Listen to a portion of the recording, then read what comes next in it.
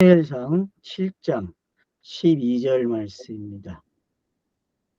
사무엘과 이스라엘 백성들이 이제 모였고, 사무엘이 기도를 하니까 이스라엘의 이 블레셋 손에서 이제 놓여지는 장면이 묘사됨으로써 여호와의 꾀가 어떤 건고, 또 사무엘이라는 사람이 여호와께를 어떻게 시석시켜주고 변화시켜 줌으로써 사무엘 자신이 이제 대변자가 되는, 그래서 꾀를 중심으로 살아왔던 이스라엘 백성들이 이제는 사무엘을 중심으로 사는 방향성의 전환점이 생겼죠.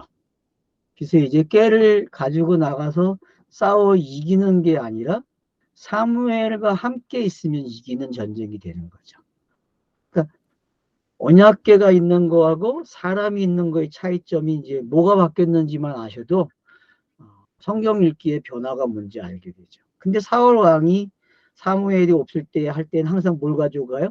언약궤를 가지고 가죠. 그죠? 전쟁에 뒷장면 가면 이제 나오는데, 그러니까 그런 변화들이 뭔지만 우리가 알아도 사무엘이 가지고 있는 위치가 어떤 건지를 각자가 많이 생각을 해보셔야 돼요.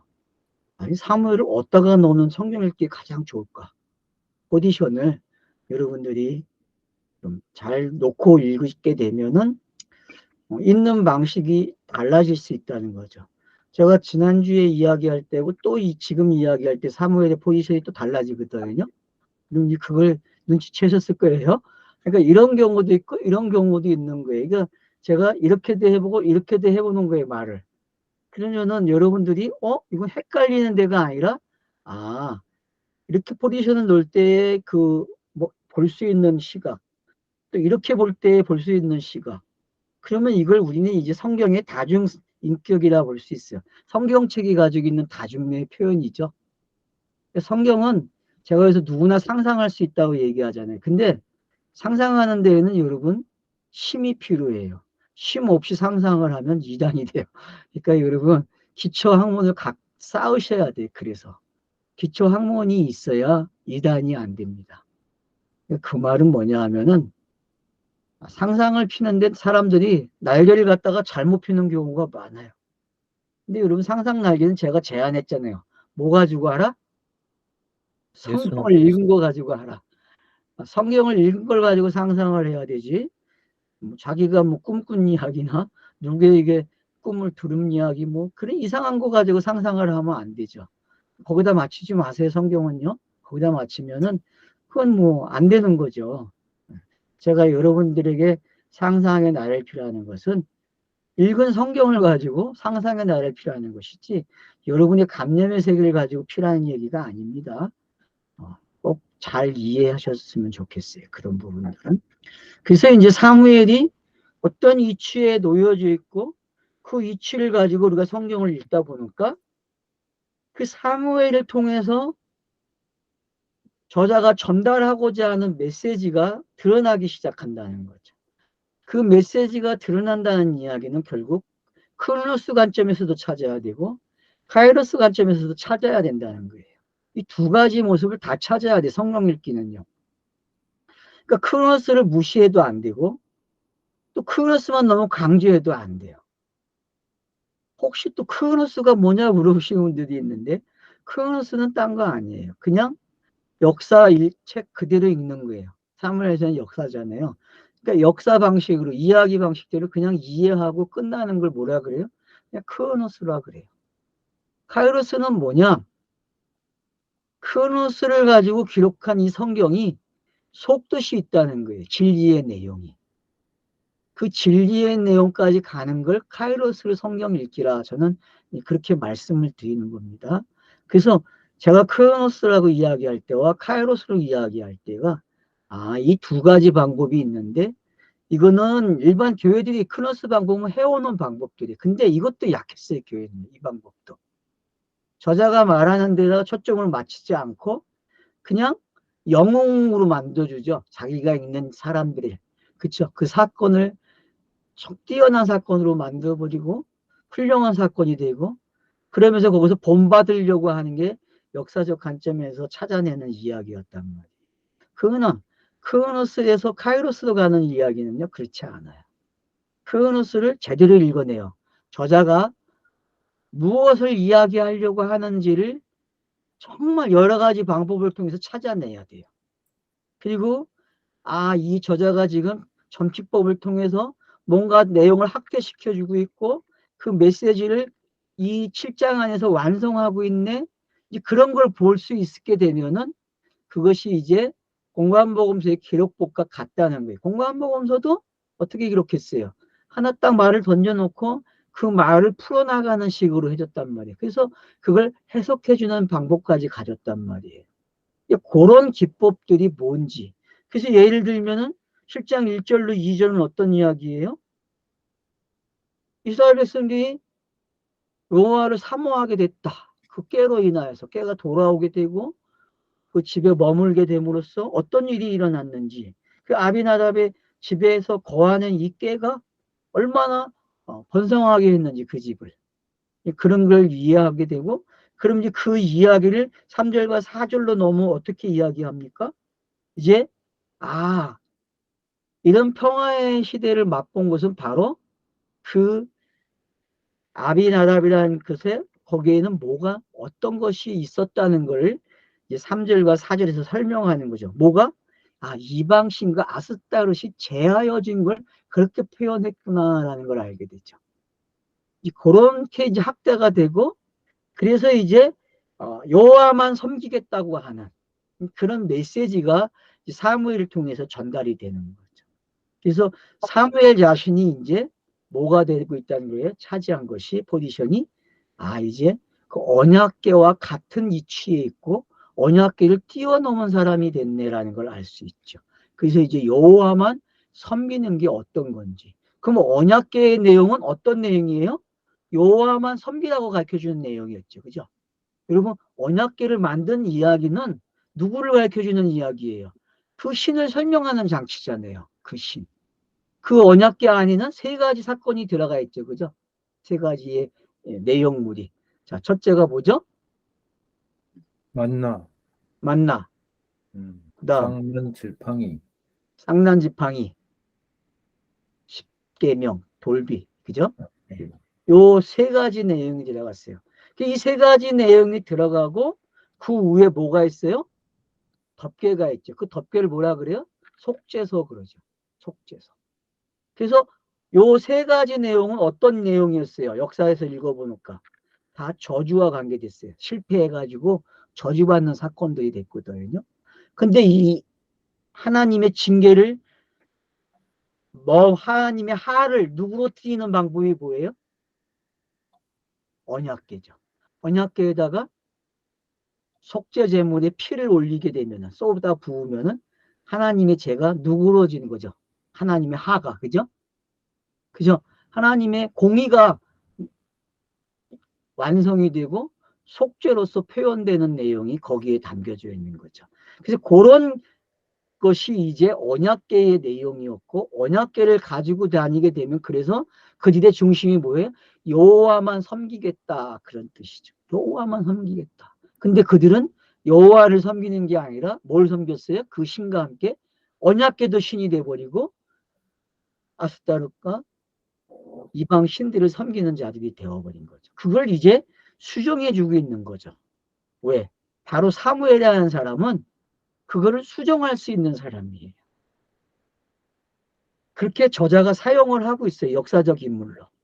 그게 그 하나님의 뜻이죠. 사무엘을 통해서 자기를 증거하는 방식이죠. 그래서 이 언약궤를 통해서 사무엘이라는 사람이 어떻게 나왔는지를 알게 되는 거죠.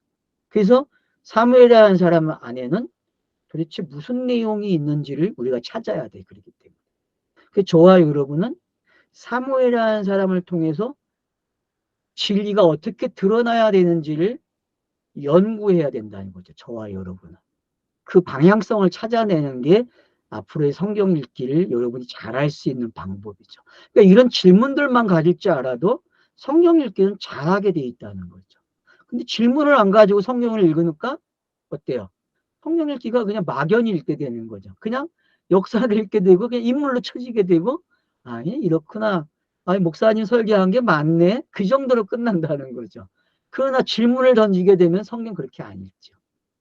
여러분들이 사무엘에 대한 질문을 가지고 계셔야 돼요.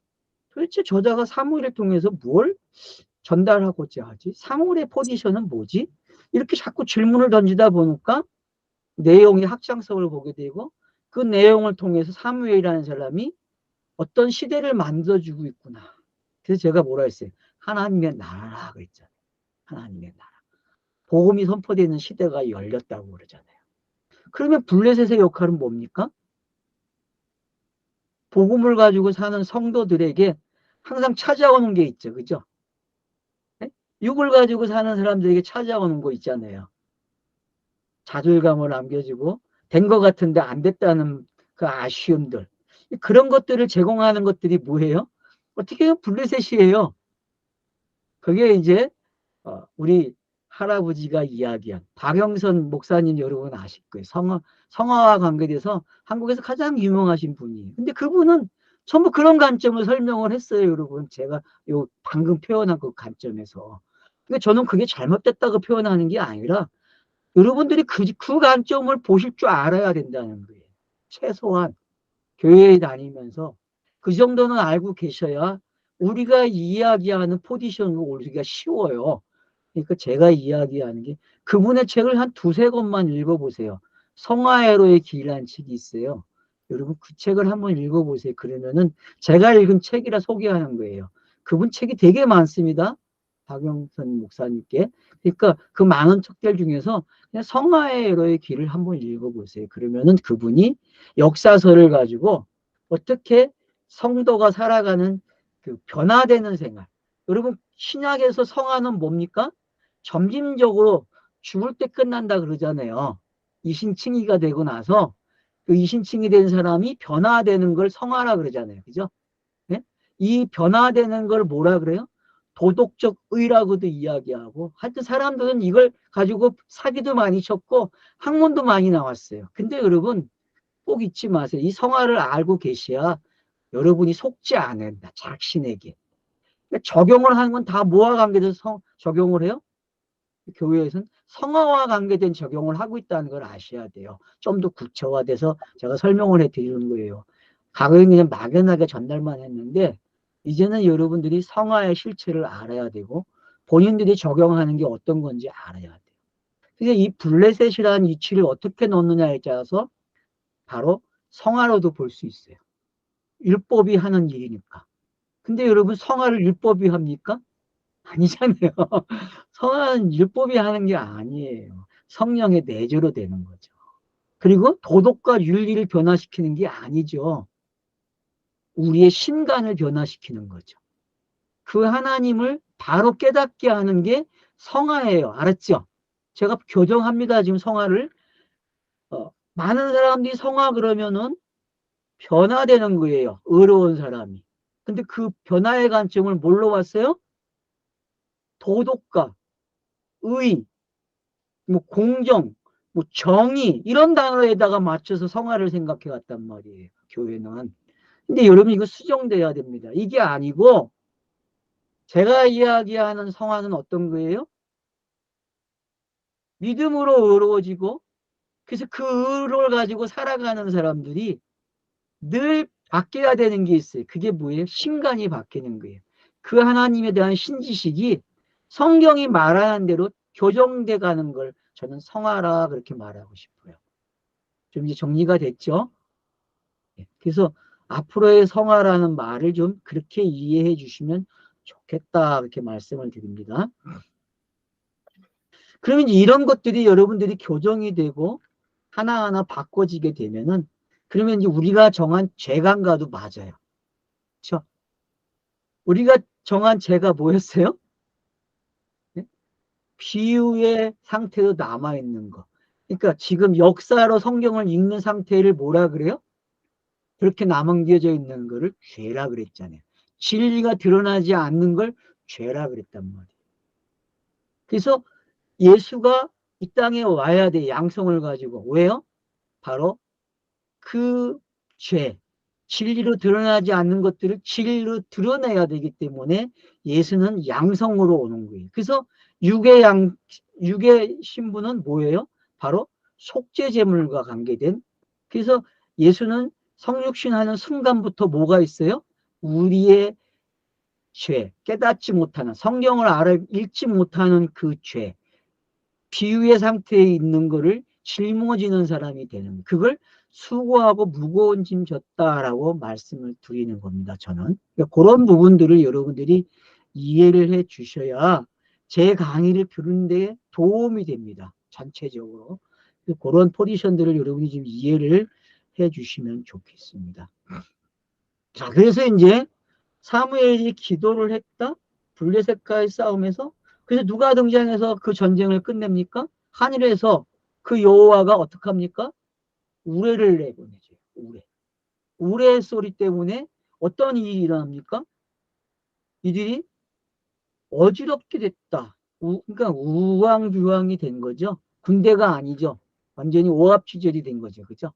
그 우레소리로 인하여서 오합지졸이 된 모습을 우리는 알게 되고, 그래서 결국 이스라엘 앞에 패했다. 그리고 이스라엘 백성들이 추격을 해서 어디까지 갔습니까? 백갈 아래까지 갔다. 그래서 살이 찌는 이스라엘 백성들을 초원에 있는 모습을 보게 되는 거죠. 시편 23편을 제가 인용을 했죠. 여러분들은 시편 23편을 다 봤겠죠. 그죠? 자, 오늘 이제 12절부터 보게 됩니다. 자, 사무엘이 돌을 취했다 그래요. 네? 뱃갈이 소리가 안 들려요? 뱃갈이 그 원어를 뱃갈. 보니까 뱃은 그 예. 집 성전이고 가르는 원래 어린 양이라는 그런 뜻입니다. 아, 어린 양. 네네. 그러니까 종합하면 어떤 내용이라고요? 그러니까 어린 양의 집 아래에 이르기까지 쳤더라 이렇게 되겠네. 예, 어린 양의 집 아래까지 머물렀다. 예, 그렇게 이해를 네. 하면 되겠네요. 그러면 이제 그리고 나서 에벤에셀이라는 단어가 나오거든요. 그래서 사무엘이 돌을 취했다. 그래서 미스바와 센 사이라 그래요. 여러분, 미스바와 센 사이. 이건 그냥 좌우거든요. 좌우. 여러분, 이 좌우는 예수가 갈릴리 바다에서 항상 동서로 다닌 이야기 있죠. 그죠? 네? 여러분, 항상 움직였잖아요. 배를 타고 갈릴리 바다에서 사역할 때에. 그걸 이해하시면 됩니다. 그것과 똑같은 거예요. 그러니까 그러면 여러분은 홍해 바다의 그 갈라진 모습, 요단강의 그 갈라진 모습, 그런 게 다 뭡니까?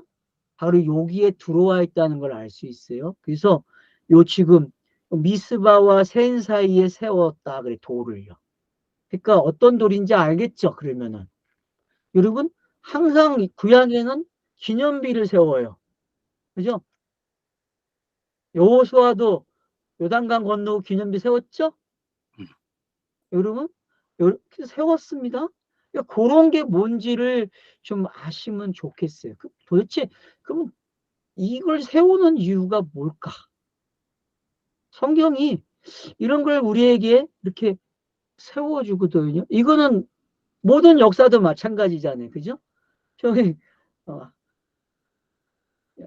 강개토 대왕의 비가 있잖아요. 저기 지린성에 가면은 지안이라고 하는 데 가면은 거기 뭐가 있어요? 강개토왕의 비가 있어요. 그럼 가기가 어떻게 태어났고 어디에서 뭘 했고 뭘 정복하고 뭐 이 비를 왜 세웠는지를 다 적어놨어요. 거기다가. 응? 비도 작지도 않아요. 진짜 커요. 그게 사방에 기록을 다 해놨어요. 그렇게 기록한 게 있고, 그러니까 각 나라마다 꼭 있어요. 누구에 대해서 어떤 사람이 어떤 걸 남겼는지, 어떤 유적을 남겨놓고 있다는 거. 왜요? 왜 그걸 남기죠?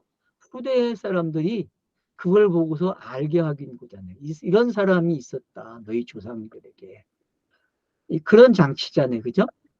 그러면 성경도 마찬가지라는 거죠. 성경도 이걸 이렇게 기록해 주는 이유가 있어요.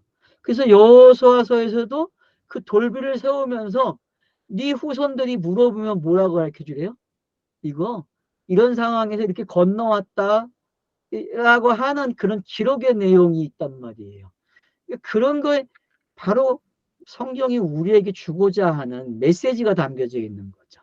그래서 여러분들이 저와 여러분이 성경 공부를 하는 방법 중에 하나는 그런 것들을 이렇게 연결해서 찾아볼 수 있으면 좋은 방법이 된다는 걸 제가 이야기해 드리는 겁니다.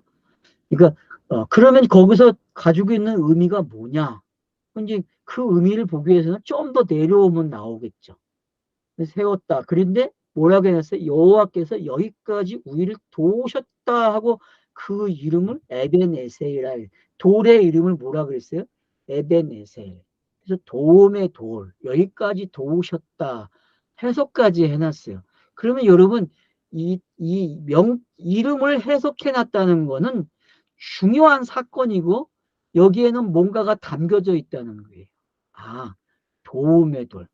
그러면은 이 땅에서 도움을 주시는 분은 누구밖에 없다? 그 하나님밖에 없다. 그럼 뭐에 대한 도움이냐? 나의 사생활에 필요한 것들에 도움을 받는 것이냐? 그런 거 아닙니다, 여러분. 뭐 아이를 못 낳는 거, 아이를 낳기 위해서 기도하고 그래서 아이를 낳았다? 과연 그게 여호와께서 들어준 기도의 응답일까요? 뭐 병이 걸렸는데 병을 고쳐줘요.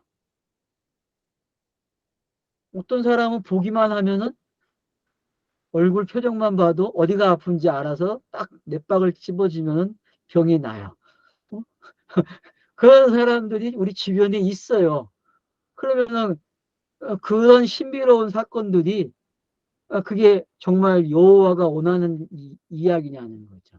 그건 그냥 비유죠. 그리고 하나의 그냥 표적이에요. 그걸로 다 여호와가 증거된 게 아니죠. 그 하나님이 증거가 된 게 아니죠. 한 단계 더 넘어가야죠. 한 단계. 근데 성경은 좀 달라요. 그거하고는 또. 성경에 기록된 내용은 특별히 그 많은 사건들 중에서 성경에 기록된 이야기는 뭐와 같아요, 우리에게? 성경에 기록된 거는 교과서라는 거죠. 교과서. 그 하나님에 대한 지식을 얻는데 가장 중요한 책이 된다는 거죠. 왜? 그분이 선정한 거니까. 그분이 선택한 거기 때문에 매우 소중한 거죠. 그러면 그분이 선택한 그 사건을 의미를 부여해줘요. 이렇다라고. 그러면 이렇다라고 의미를 부여함으로써 우리에게 도우시는 하나님이시네. 근데 여기까지 도우셨어 라고 이야기하죠. 돌로. 그러니까 구약은 돌로 도와주는 이야기예요. 무슨 얘기인지 알겠죠? 구약은 돌로 가르쳐주는 이야기라니까요. 그러면 이 돌이 뭐냐는 거예요, 여러분. 그러면 이제 다니엘서 2장으로 가겠죠. 돌 얘기 나오면 여러분들은. 안 그럽니까? 성경 읽으신 분들은 분명히 돌 이야기 나오면은 다니엘서로 가셔야 돼. 그리고 2장에 그 큰 신상을 무너뜨리는 뜬 돌을 봐야 된다니까요. 그러니까 그러면 돌의 이야기는 이제 알게 돼요. 돌은 예수구나. 딱 드러나는 거예요. 돌은 그냥 예수구나. 예수. 그러면 블레셋을 이긴 전쟁은 다니엘서 가니까 뭐로 나와요? 우상을 세계를 정복하시는 하나님이잖아요. 그죠? 돌로. 예? 그 돌에 그 표현된 그 머리와 가슴과 넓적다리와 이런 표현, 다리, 발꼬랑 이런 것들이 전부 다 뭐예요? 다 한 나라, 그 시대의 나라들이었잖아요. 역사가들, 그것을 성경 읽기 하는 세대주의 학자들은 다 그렇게 해석을 했잖아요. 많은 기독교 사람들이 그렇게 가르쳤고. 뭐 예를 들면 머리 그러면 어디입니까? 바벨론이죠. 그죠? 예? 가슴 그러면 어디예요? 메데파사. 그죠? 그런가 하면은 밑으로 내려오면은 헬라 제국이 있고 그 밑으로 내려가면 로마가 있고 그러니까 그런 것들이 뭔지 아시잖아요. 그러면 그걸 그냥 역사로 끝낼 겁니까? 아니죠. 그 역사 이야기는 누구를 담고 있다는 거예요? 돌이 와서 부시는 이야기는 너네들은 돌로 이걸로 이 신상으로 끝내려고 하는데 아니야. 그 이야기의 내용은 바로 돌의 이야기라고 가르쳐 주는 거죠. 그죠? 돌의 이야기라니까요. 돌의 이야기. 그래서 그 돌의 이야기를 통해서 하나님이 통치하시는 세계가 열려. 그걸 하나님의 나라라 그렇게 이야기한 거죠. 그 복음 시대를 뭐라 그래요? 하나님의 나라라 그렇게 이야기하는 거죠. 그러니까 그러면 이제 여기까지 도우셨다라고 하는 이 도움의 돌 에베네셀이 이제 뭔지 알겠죠. 결국은 누굴 상징하는 이름입니까? 예수가 그리스도가 되는 이야기라는 것을 단번에 알아볼 수 있어요. 왜? 블레셋을 초토화시키는 이야기가 뭔지 알았단 말이에요. 율법을 초토화시키고 비유를 초토화시키고 표적을 초토화시켰어요. 그 블레셋이 가지고 있는 상징이 이제 뭔지 알겠죠. 점점점 육체로 시작했다가 율법으로 시작했다가 이제는 비유가 되고 표적이 돼서 결국은 문자가 초토화돼서 진리로 드러나는 이야기가 된 게 어떤 건지. 그래서 여기까지 도우셨다는 이야기는 결국은 알페와 오메가와 같다는 거죠. 시작을 하셨으면 끝낸다. 그죠? 시작을 하면 끝내는 거예요. 그래서 창세기 1장 1절에 에트라는 단어가 2번 나와요. 히브리어의 첫 단어와 끝 단어를 합쳐놓고 에트 그러거든요. 하나는 하늘에서 내려오는 단어고 하나는 땅에서 올라가는 단어예요. 이게 양쪽 사다리가 되는 거죠. 이렇게. 알페와 오메가도 그런 거죠. 하늘에서 내려온 이야기가 땅에서 완성이 돼야 돼. 그럼 올라가야 돼요. 그래서 예수가 승천하신 거예요. 올라가야 되기 때문에. 그래서 도움의 돌 그러면은 내려오고 올라가는 이야기가 다 들어있는 거예요. 그래서 예수의 낮아지심과 높아지심이라고도 표현할 수 있는 거죠. 그러니까 이런 것들이 집약하게 되면은 에베네세이라는 뜻이 명확해지고 있다는 거죠. 이거는 우리가 생각하는 그런 성화의 차원이 아니라 예수가 그리스도 된 걸 성화라고 할 수 있구나라는 걸 알게 되는 거죠. 이제 알겠죠? 성화는 결국 뭐다? 예수가 그리스도 되는 거예요. 그래서 내 안에서 예수가 그리스도가 되는 게 토착화되는 거예요. 그죠? 그걸 성화라 그래요. 토착화되는 거. 예수가 그리스도 되는 걸 성화는 뭐라 그래요? 토착화됐다. 저는 그렇게 표현하고 싶어요. 에베네셀이 이제 뭔지 알겠죠? 이에 블레셋 사람들이 굴복하여 다시는 이스라엘 지역 안에 들어오지 못하였으며 맞죠? 토착화되면 못 들어오잖아요. 그러니까 노마서를 읽으면은요 어떤 일이 일어나야 돼요? 자기가 믿음으로 의로워졌다고 하는 토착화 정신이 필요해요. 알겠죠? 이건 흔들리면 안 돼요. 절대로. 이거는 철저한 그 하나님의 구원의 원리로 세워진 공식이기 때문에 흔들리면 안 되는 공식이에요. 무슨 얘기인지 알겠죠? 매번 흔들리면 안 돼요. 구원관이 나 구원 받았다, 못 받았는데 이런 생활 많이 해오셨잖아요. 지금까지. 네? 근데 여러분 이제 이거 안 하셔도 돼요. 이거만 잘 배우셔도 이거만 알아두셔도 지금 뭐라 그래요? 굴복을 당해요, 여러분. 블레셋 사람들이 굴복한다니까 다시는 이스라엘 사람들을 어떻게 해요? 정복하지 못해요, 여러분. 왜요? 여호와의 손이 사무엘이 사는 날 동안 블레셋 사람을 막았다 그래요. 제한적이죠. 번역이 제한적으로 해놨어요. 블레셋 사람 사무엘이 살 동안이라 그래요. 그러면 이제 구약의 한계점을 알았죠, 그죠? 구약의 한계점. 그러니까 구약이 왜 완전치 않은지를 보여주고 있는 게 스스로가 왜 이걸 완성해야 할 분이 있다는 걸 가르쳐 주는 거죠. 이 내용 자체가. 그게 누구예요? 그게 예수죠. 그게. 그래서 예수가 그리스도 된 사건은 사무엘이 있는 동안이라는 얘기인데 맞죠? 예수가 그리스도가 되는 그 사건은 어떤 거예요? 믿음으로 의로워지면은 계속적으로 뭐가 일어나요? 블레셋이 침공하지 못하는 거예요. 블레셋이. 그럼 완벽한 의인이고 완벽한 성화가 일어나서 완벽한 영화가 된 상태죠. 그죠? 아닙니까? 그러니까 분명히 사무엘서에서는 한계점이 있다는 거예요. 아, 번역을 잘했네. 뭐 한계 이런 걸 쉽게 읽을 수 있게 해놨으니까. 그래서 계속 누구를 사무엘 자신도 누구를 바라봐야 돼요. 오실 메시아를 붙을 수밖에 없는 거죠. 왜? 자기가 그 상징을 대표했으니까. 여러분이 성경을 읽길 이렇게 하시면 되는 거예요. 아, 사무엘이 진짜가 아니기 때문에 그렇구나. 구원의 이야기에. 그래서 아, 사무엘이 있을 동안이라는 단어를 하는구나 라는 걸 설명해 주고 있다는 걸 아셔야 돼요. 그래서 블레셋 사람들이 이스라엘에 빼왔던 성읍이 에그론부터 가드까지 이스라엘이 회복됐다 그래요.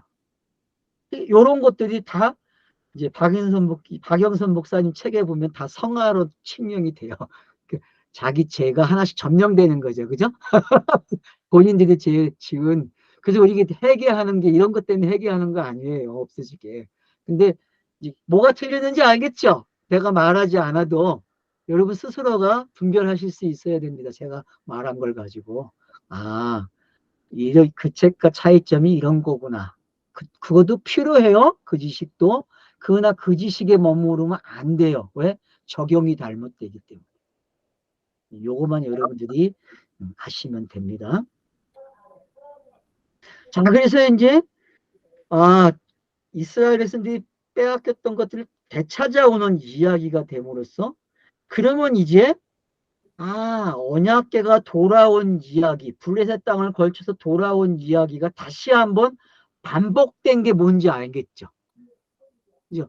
이스라엘 백성들이 법궤를 뺏겨가지고, 이 법궤가 블레셋 땅을 다 거쳐왔잖아요. 5성읍을. 그죠? 그런데 무슨 사건이 났어요? 거기에 신전들이 신에다 딱 갖다 놓으면 신의 모가지가 잘리고 손이 잘려나갔잖아요. 그죠? 그런 게 뭔지 더 확실하게 여기서 설명이 된 거예요. 이런 게. 그러면은 성경이 해석했다는 게 좀 더 두루와지죠. 이렇게 그림이 옮겨졌잖아요. 그 그림이 요 그림으로 들어왔는데 더 확실해졌어요. 내용이. 이제 뭔지 알겠죠? 그러니까 빼앗긴 게 잘한 거라니까. 언약궤를 무슨 얘기인지 알겠죠? 언약궤를 빼앗김으로써 자기들이 뭐에게 지배받고 있는지를 알게 됐단 말이에요. 근데 지배받는 게 아니죠.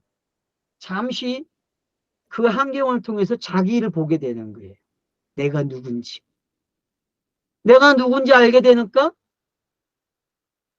책장 딱 오니까 성경 보는 방법이 싹 바뀌어지고 포지션들이 다 바뀌면서 그 블레셋의 힘은 다 이런 신상이었는데 그 신상들이 가지고 있던 게 이런 거였는데 바로 이런 모습이 바로 나와 관계에서는 이런 거였고 예수와 관계에서는 이런 거였네. 그러다 보니까 어떤 꼴이 만들어지게 되고 그런 꼴을 통해서 성경 있는 법이 하나의 완성이 되는 본인이 그런 그림을 만들어낼 수 있는 거죠. 그래서 여러분들이 이런 그림들을 완성하게 되면은 성경 읽기도 신이 나는 거죠. 그래서 이스라엘과 아모리 사람들 사이에 평화가 있었다 그래요. 누가 사라지니까? 블레셋이 힘을 빼앗기니까 평화가 뭔지 알겠죠. 그러면 여기에 나오는 이 암몰이라는 사람들도 한번 생각해 봐야 되겠죠. 이게 도대체 뭔가. 성경에 아모리 족속 나오죠. 그죠? 그래서 여러분들이 그러면 아몰이라는 단어를 가지고 선구사전을 쫓아가 보시면은 제일 먼저 나오는 데를 찾아가시면 되겠죠. 그죠? 그리고 어떤 사건이 일어난 데가 있을 거예요. 분명히. 그럼 그 사건에 낸 역사적 사건을 읽어보시고 그리고 나서 이 장면으로 다시 오시란 말이에요. 그러면은 이걸 평화가 이루어졌다 그러지? 그러면 여러분들이 힌트를 얻게 되는 게 어떤 성경 읽기 방법이 그래서 결국 하나가 사라지니까 이게 평화가 찾아오는구나. 그런 게 뭔지 여러분들이 아시게 되면은 샬롬이 여러분 자신들에게 올 것입니다. 감사합니다.